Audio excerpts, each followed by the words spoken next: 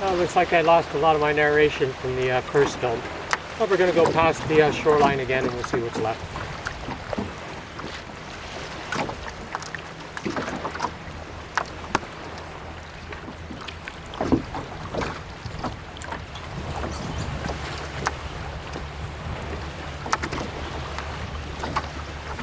So as I was saying before,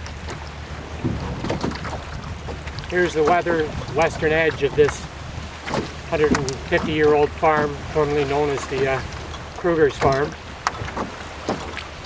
We're going to see a nice stretch of natural shoreline here.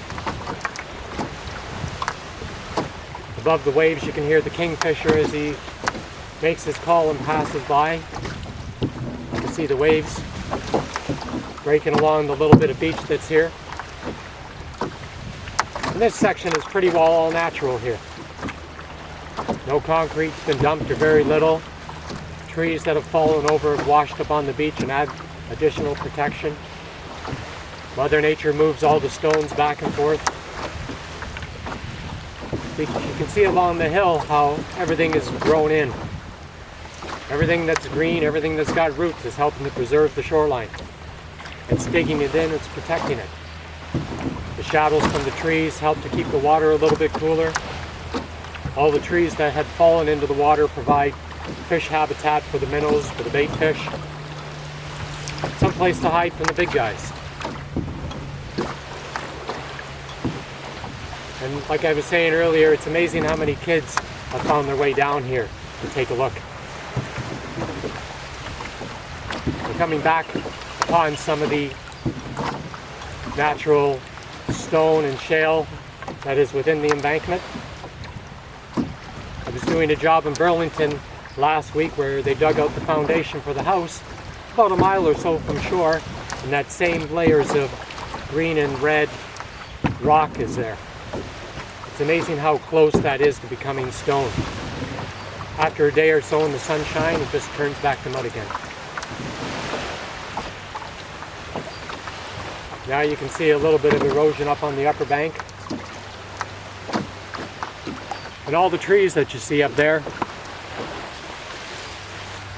that's what the entire shoreline was like this time last year.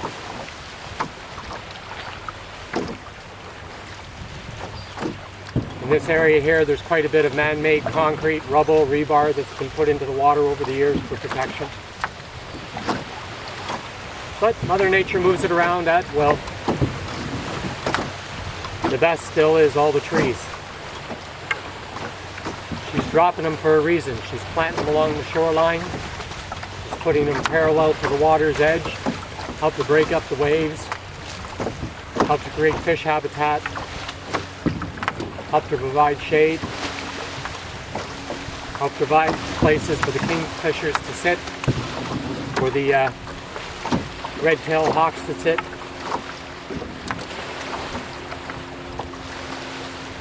Now you can see all the diseased and dead fruit trees from the orchard above that keep thrown over the side. I don't think that's good practice. I complained to the Niagara Peninsula Conservation Authority there a couple years ago, but when they contacted the tree farmers that are working all these fields, everybody went into denial mode. Oh no, it wasn't me. Oh, there's the kingfisher again. So you can see the mess that they left at this end, how the edge is eroding down. All that dirt's eventually going to end up in the water again too.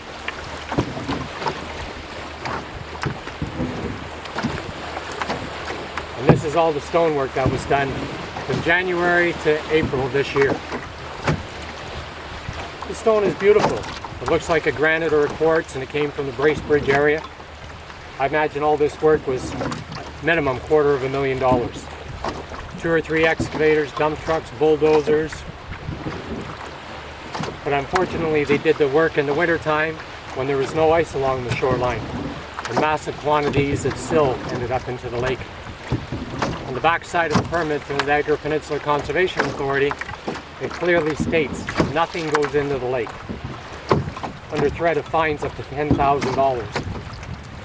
But But every time the NPCA was made aware, they came down and had a look and says, oh, everything's okay, everything's okay. Right now the town of Lincoln has been trying to fix a piece of road in Charles Daly Park so that they can allow the cars back to the bottom, but it doesn't seem like they're going to get permits. And meanwhile, they're 30 feet from the water's edge now. Meanwhile, here they had the excavator sitting right in the water. So all the trees that were at the top of this cliff are obviously long gone. This entire stretch is designated as an environmental conservation zone. I don't see very much conservation going on here. If you look at the fruit trees at the top, every time they get sprayed, if the wind's blowing in the wrong direction, and most of the prevailing winds are coming from the southwest, all that fertilizer, all that pesticide, all that fungicide ends up in the lake. Within NPCA's policies, you can see that they encourage buffer zones. They encourage more natural tree planting. But in this case, they just let the heavy equipment come in and everything is gone. Through this section here, there used to be holes in the side for the cliff swallows. Well, unfortunately, cliff swallows aren't an endangered species, so they're gone. At one point in time, I was assured that there would be lots of cliff left for the habitat. As you can see, just up ahead here past the stairs, there is a little bit of cliff left. There isn't a hell of a lot of area left for the swallows though.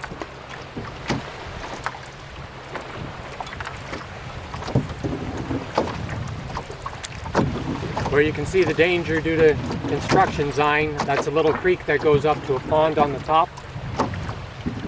And that too is part of an environmental conservation zone.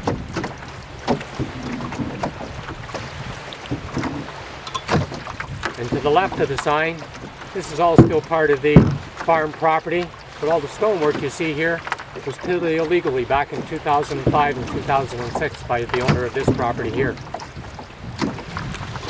But nobody from the town of Lincoln seems to be able to stand up and say, okay, what you've done is not right, remove it. Why somebody would buy a golf course, like backyard, beautiful lawns, beautiful pine trees, maple trees, etc., and turn most of it back into concrete and these concrete blocks is beyond me. And this is how they treat the lake. All the other rubble, all the soil that's dumped over the side. What's the point of moving here if you're just going to turn it into a dump? If you want to pee in your own pool and swim in it, that's one thing, but if you want to shit in the lake, well, that's where I have a problem.